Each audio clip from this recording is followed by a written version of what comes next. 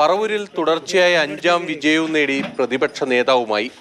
ഒടുവിൽ പ്രവർത്തകർ നേർന്ന വഴിപാട് നടത്താൻ വി.ഡി. സതീശനെത്തി. പറവൂർ പുറപ്പള്ളിക്കാവ് ദേവീക്ഷേത്രത്തിലായിരുന്നു തുലാഭാരം. പ്രതിപക്ഷ നേതാവിന് തുലാഭാരത്തിന് 75 കിലോ പഞ്ചസാരയാണ് വേണ്ടിവന്നത്. പുറപ്പള്ളിക്കാവ് ക്ഷേത്രം മേൽശാന്തിയുടെ സാന്നിധ്യത്തിലായിരുന്നു വഴിപാട് നടന്നത്. പ്രവർത്തകരുടെ ആഗ്രഹപ്രകാരമാണ് വഴിപാടെന്നായിരുന്നു സതീശന്റെ പ്രതികരണം. ഇതിനു മുമ്പ് ഞാൻ 2001 ജയിച്ച സമയത്ത് അന്ന് ഇതുപോലെ കണക്കപ്പടിയിലെ കോൺഗ്രസ് പ്രവർത്തകരെല്ലാം വേറെ നടത്തുന്നത് അത് മലയാറ്റൂർ മലചവിട്ട എന്നുള്ളതായിരുന്നു മാച്ച്. ഞാൻ ആദ്യമായിട്ട് മലയാറ്റൂർ മലചവിട്ടിയതാണ്.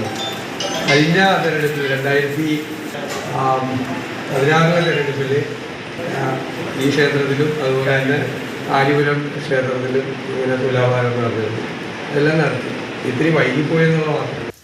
പറവൂരിലെ പ്രധാനപ്പെട്ട കോൺഗ്രസ് നേതാക്കളും വി.ഡി. സതീശനൊപ്പം ക്ഷേത്രത്തിലെത്തിയിരുന്നു.